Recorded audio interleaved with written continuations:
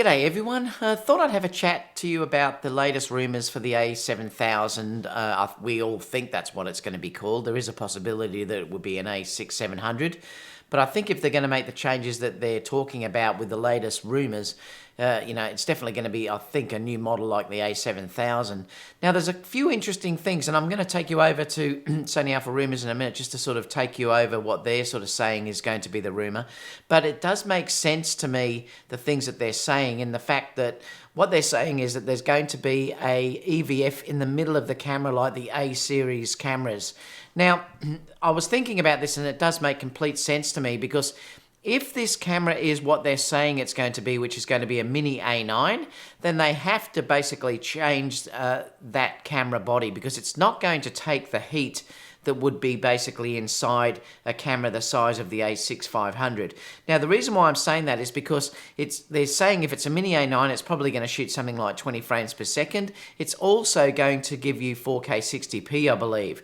They have to combat what Fuji have just announced, and that is giving us 4K 60p and possibly also 10-bit. And for Sony to be able to do that, they really do have to completely change their body, and that will be making the body larger. And it makes sense to me that they possibly could be making that fit inside the A series normal body, like the a7iii body, or they may come out with a different body. Let's just have a look what Sonyalpharumours are saying. If you look here, they're saying it's an SR5, but they're saying that it's going to be a new high-end APS-C camera with the EVF in the middle, like the A7 series has. And that's the interesting thing about this. They're also saying that it's an SR5, so that's fairly strong now that this is going to be announced. And they've also taken off the 9 and put the a7000 there. Now, down below here, that they're saying it's going to be a high-end APS-C mount camera, and it's going to have the EVF in the middle, just like the current A7 and A9 bodies. They're saying they've no 100 confirmed specs, but basically if it's an SR5, it's quite strong. And they do saying that they have to compete, or it has to compare in performance with the XH3. The XT3, sorry.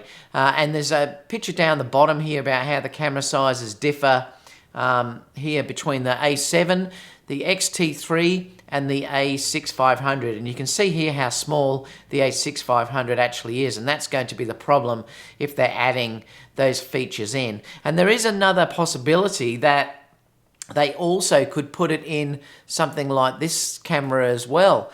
It's saying here, I actually forgot to mention that we already had an E-mount camera with an EVF in the middle. That's the Sony a3000, and that's the camera there. So they could potentially do something like that as well. But I've got a feeling it's probably is going to be based on the a7000 series cameras here, and it will probably just have the EVF obviously in the middle like that camera is, and it's just going to be that it's got an APS-C sensor inside that body. And that makes total sense to me. It's giving you enough room that you can easily have great IBIS.